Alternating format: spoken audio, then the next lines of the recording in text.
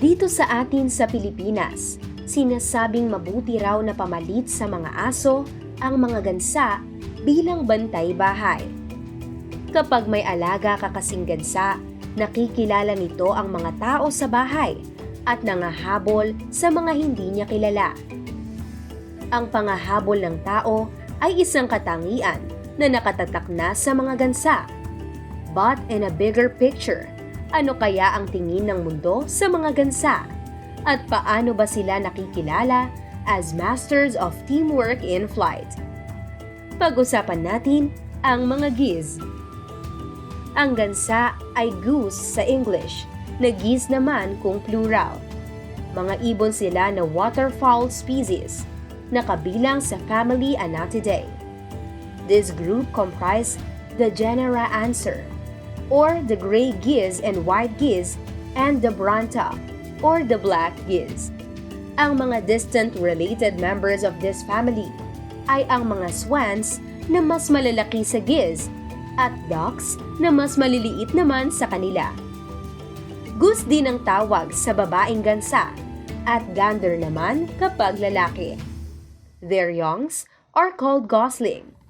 Collectively, gaggle ang tawag sa kanila. Ang ilang bagay na kilala ang mga gansa ay sa kanilang pakikipag-usap sa isa't isa. Napakalawak ng klase-klaseng tunog ang napoproduce nila gaya ng kanilang unique honks, grunts, hisses. Ang pagiging excellent parents din nila is very rare sa animal kingdom. Ang pares ng gansa are actually made for life.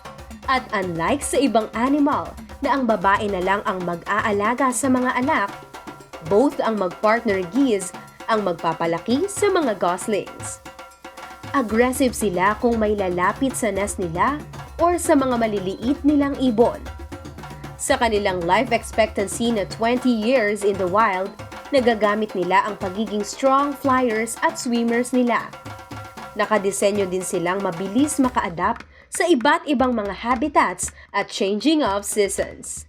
Nagmamigrate kasi silang madalas gamit ang kanilang navigation skills. Ayon sa pag-aaral, they use a combination of visual landmarks, the sun, the stars, and Earth's magnetic field to find their way sa kanilang paglalakbay. In fact, marami pang katawagan sa kanila kung sila ay nasa himpapawid. When in flight, they can be called as a skein, a team, or a wedge. Pero kung lumilipad naman sila close together, tinatawag silang plump. Generally, ang pangunahing pagkakakilanlan ng mga tao sa mga gansa ay ang kanilang paglipad. Isa itong katangian na dahilan ng maraming pag-aaral. Ang migratory instinct at ang V-shaped flying formation ang totoong nakapagpapamangha sa mga scientists. And for the last 10 years, research has begun to reveal the specifics of why these birds do this.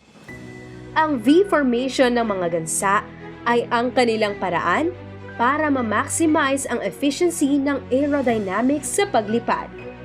By doing this, sinasamantala ng mga ibon ang upward lift na nagja-generate ng wingtip vortices of the bird in front of them. Sa ganitong posisyon, nare-reduce nila ang air resistance, allowing those flying behind expend less energy. Surprisingly, sa bawat lipad ng flock, parang may naka-assign na kaagad kung sino ang lilipad sa unahan sa V formation. Ito ay ayon sa mga obserbasyon at mga pag-aaral noong 2015 ng mga researchers from University of Bern.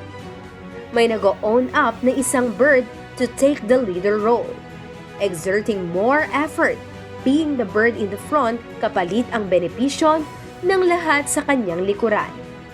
Ang mas lubos pang nakamamangha sa parehong pag-aaral na pag-alaman din na nagte-take turns pala ang mga ibon sa flock bilang leader sa lipad nila.